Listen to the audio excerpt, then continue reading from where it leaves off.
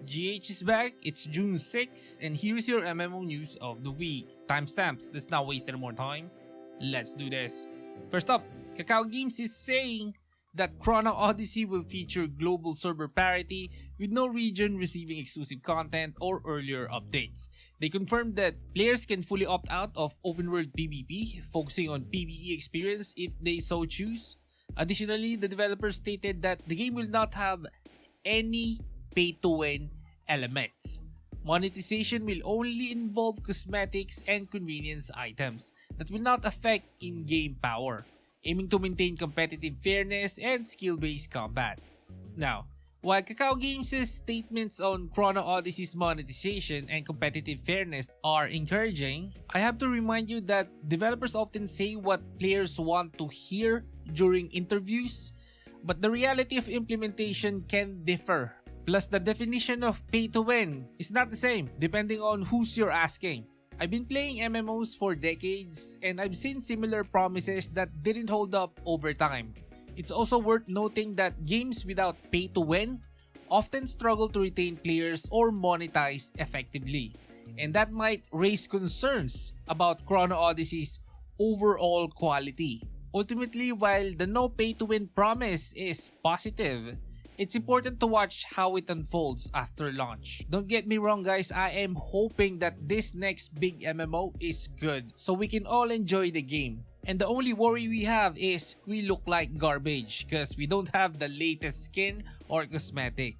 That'd be nice. Anyway, let's move on to the next MMO news. NCSoft's Aion Classic has released a 15-second teaser for its upcoming Lumines class, showing a brief glow and the class name. The teaser doesn't provide additional context, though fans familiar with Aion's Korean version will recognize it as the Lumines class, released last year.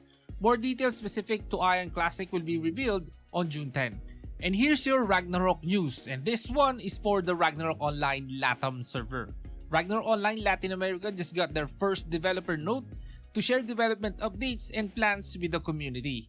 The July 2025 edition outlines the addition of episode 14.3, the final battle, new high-level content, various challenging instances, updates to Guild Wars, and new event features. Players are advised that these updates are subject to change during maintenance.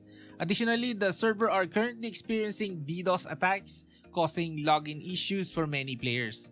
Plus, there's way too many players in the game, it's just insane. I was just playing a few hours ago and I got disconnected, now I can't log in. Hopefully, the login issues gets fixed and we can all play in peace. And just a reminder that Guild Wars 2 has released the final major update for Janitor Wilds called Absolution today. This update includes the new map Bavanisos, new story chapters, the Kinfall Fractal, a challenge mode for boss convergences, a legendary backpack, quality of life improvements to inventory and rift essences, homestead decorations, and various new rewards. For more details, players can visit the official release notes on the forums. Now, The Elder Scrolls Online has released Season of the Worm Cult Part 1 and the free Update 46 base game patch for PC and Mac. This new content introduces a continuation of the game's main storyline set on the islands of Solstice, where players confront the Worm Cult. Players can explore a new zone, face world bosses, delves, a public dungeon, and a new trial.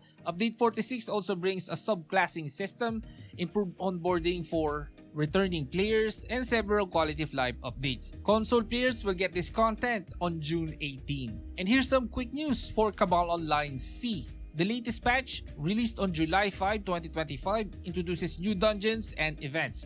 New dungeons includes Panic Cave Awakened and Forgotten Temple Awakened, with Forgotten Temple Awakened offering a chance to drop the Awakened Tyrant's Ring. Next news we have is for Lost Ark. The game has opened Act 3 of the Casuar's Raid with its hardcore Frontier system rule set. The new raid features an 8-player format, new mechanics, rewards, and legendary allied forces skills. Players need an item level of at least 1680 to enter normal mode and 1700 for hard mode. Act 3 includes a frontier system which rewards players who clear the dungeon on hard mode before the timer reaches 0, granting items like titles, honing materials, and bound gold.